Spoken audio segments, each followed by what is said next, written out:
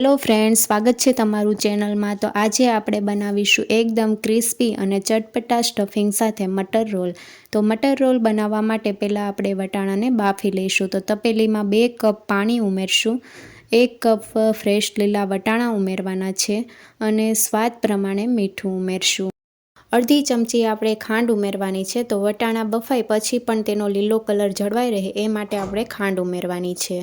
અને પાણી ઉકળવા લાગ્યું છે તો 8 થી 10 મિનિટ માટે આપણે વટાણાને કૂક કરી લઈશું। 10 મિનિટ જેવું થઈ ગયું છે અને હવે આપણે વટાણાને હાથેથી આ રીતે મેશ કરીને જોઈએ તો વટાણા મેશ થઈ જાય છે। તો વટાણા બફાઈ ગયા છે, ગેસની ફ્લેમ બંધ કરી દઈશું અને વટાણાને આપણે પાણીમાંથી કાઢી લઈશું।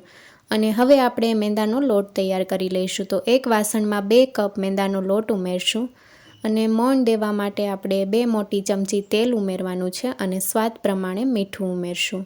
અને હવે આપણે લોટમાં મોણ સરસ એવું મિક્સ કરી લઈશું।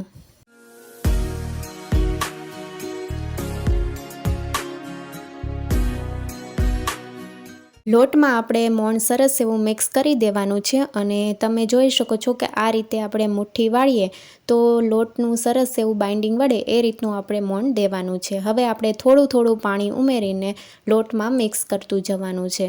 તો બહુ વધારે ઢીલો લોટ પણ નથી બાંધવાનો અને બહુ કઠણ પણ નહીં, એવો મીડિયમ એવો લોટ તૈયાર કરી લઈશું। મેંદાનો લોટ આપણે બાંધી લીધો છે અને આ રીતનો તૈયાર થયો છે। તો હવે આપણે ઢાંકણ ઢાંકીને 20 મિનિટ માટે રેસ્ટ માટે મૂકી દઈશું। ત્યાં સુધીમાં આપણે આદુ મરચાં અને લસણને વાટી લઈશું।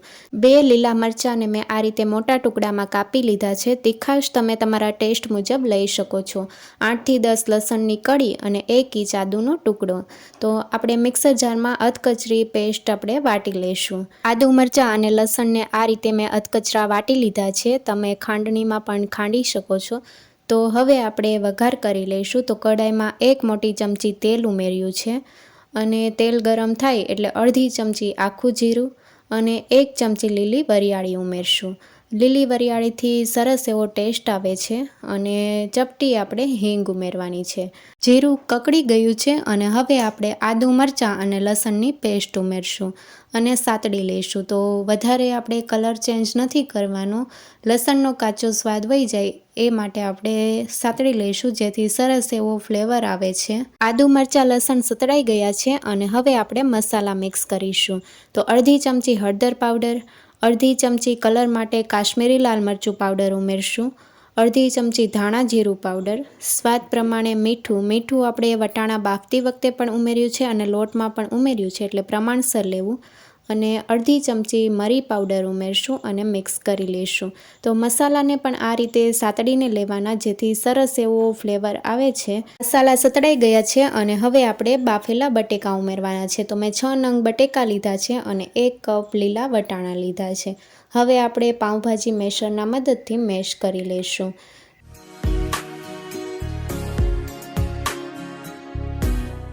બટેકા અને વટાણા સરસ એવા મેશ થઈ ગયા છે અને સરસ એવો કલર પણ આવ્યો છે। તો હવે આપણે અડધી ચમચી ગરમ મસાલા પાવડર ઉમેરશું અને અડધા લીંબુનો રસ ઉમેરશું। તમે લીંબુના રસની જગ્યાએ આમચૂર પાવડર પણ ઉમેરી શકો છો। અને હવે આપણે કોથમીરના પાન ઉમેરશું અને મિક્સ કરી લઈશું। મટર રોલ માટેનું આપણું સ્ટફિંગ તૈયાર થઈ ગયું છે। ગેસની ફ્લેમ બંધ કરી દઈશું અને આ સ્ટફિંગને આપણે થોડું ઠંડુ થવા દઈશું।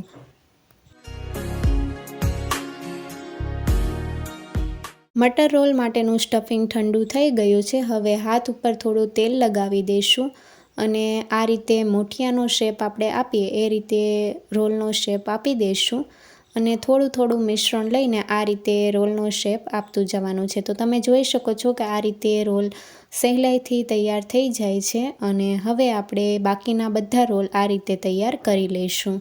તો આ રીતે મેં બધા જ રોલ તૈયાર કરી લીધા છે અને હવે આપણે સ્લરી તૈયાર કરી લઈશું। સ્લરી તૈયાર કરવા માટે 1/4 કપ કોર્નફ્લોર ઉમેરશું અને 2 ચમચી જેટલું પાણી ઉમેરીને મિક્સ કરી લઈશું। સ્લરી આપણે બહુ પાતળી નથી કરવાની, આ રીતની 2 ચમચી જેટલું પાણી ઉમેરીને મિક્સ કરી લઈશું। તો આ રીતની સ્લરી તૈયાર થઈ ગઈ છે।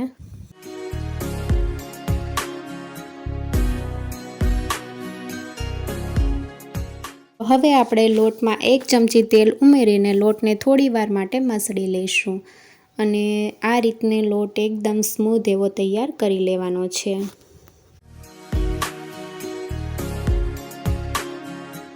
મટર રોલ માટેનો લોટ તૈયાર થઈ ગયો છે. હવે આપણે રોટલીની સાઇઝના લુવા કરી લેવાના છે. તો આ રીતના તમે જે સાઇઝની રોટલી કરવાના હોય એ સાઇઝના તમારે લુવા કરી લેવાના છે.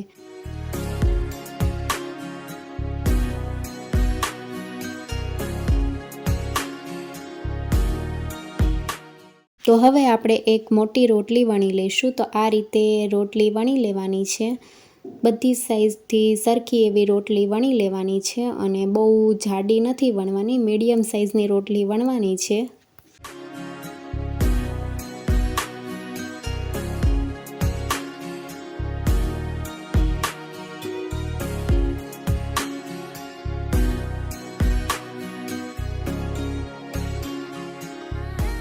આ રીતે આપણે બધી સાઈડથી સરખી એવી રોટલી કરી લેવાની છે. અને રોટલીની થિકનેસ બતાવું તો આ રીતની મીડિયમ સાઇઝની થિકનેસ છે. બહુ વધારે જાડી પણ નથી કરવાની અને બહુ પાતળી પણ નથી કરવાની. તો હવે આપણે પિઝા કટરથી બંને સાઈડથી આ રીતે કટ કરી લઈશું અને એક્સ્ટ્રા પાર્ટ આપણે અલગ કરી લઈશું. અને હવે આપણે શીટ તૈયાર કરી લઈશું. તો તેના માટે આપણે વચ્ચે પિઝા કટરથી આ રીતે કટ લગાવી દઈશું. આ રીતે આપણી એક શીટ તૈયાર થઈ ગઈ છે અને આ રીતે બતાવું તો આ રીતની શીટ તૈયાર થઈ છે. તો હવે આપણે વચ્ચે સ્ટફિંગ ભરવાનું છે અને આમાં પણ આપણે એક્સ્ટ્રા પાર્ટ અલગ કરી લઈશું. તો બંને સાઈડથી આ રીતે મેં કટ લગાવી દીધા છે અને એક્સ્ટ્રા પાર્ટ અલગ કરી લીધા છે. હવે આપણે એક શીટ લઈ લઈશું અને આ રીતે આપણે જે સ્ટફિંગના રોલ તૈયાર કર્યા છે એ મૂકશું અને આ રીતે રોલ કરતા જશું. તો હવે આપણે કિનારી ઉપર પાણી લગાવી દઈશું અને રોલને પેક કરી લઈશું અને આ રીતે આપણે રોલિંગ કરી લઈશું. તો એક રોલ આપણો તૈયાર થઈ ગયો છે. આ રીતે આપણે બાકીના બધા રોલ તૈયાર કરી લેવાના છે અને આ રીતે બીજો રોલ પણ તમને બતાવું તો આ રીતનું રોલ તૈયાર કરી લેવાના છે. સહેલાઈથી રોલ વળી જાય છે. તો આ રીતે મેં બધા જ મટર રોલ તૈયાર કરી લીધા છે અને તેલ પણ ગરમ થવા માટે મૂકી દીધું છે. તો તેલ ગરમ થઈ ગયું છે. ગેસની ફ્લેમ મીડિયમ જ રાખશું અને આ રીતે મટર રોલની બંને સાઈડથી આપણે સ્લરીથી ડીપ કરી લઈશું જેથી સ્ટફિંગ તળતી વખતે બહાર ન આવે. તો આ રીતે આપણે જેટલા રોલ આવે એટલા આ રીતે આપણે ઉમેરી દઈશું અને શરૂઆતમાં આપણે પલટાવવાની ઉતાવળ નથી કરવાની. થોડા એક બાજુથી તળાય એટલે આપણે જારાની મદદથી પલટાવીને બંને સાઈડથી સરસ એવા ક્રિસ્પી કરી લઈશું. તો આ રીતે મટર રોલ તૈયાર થઈ ગયા છે અને મટર રોલના બે ભાગ કરીને બતાવું તો સરસ એવા મટર રોલ તૈયાર થયા છે.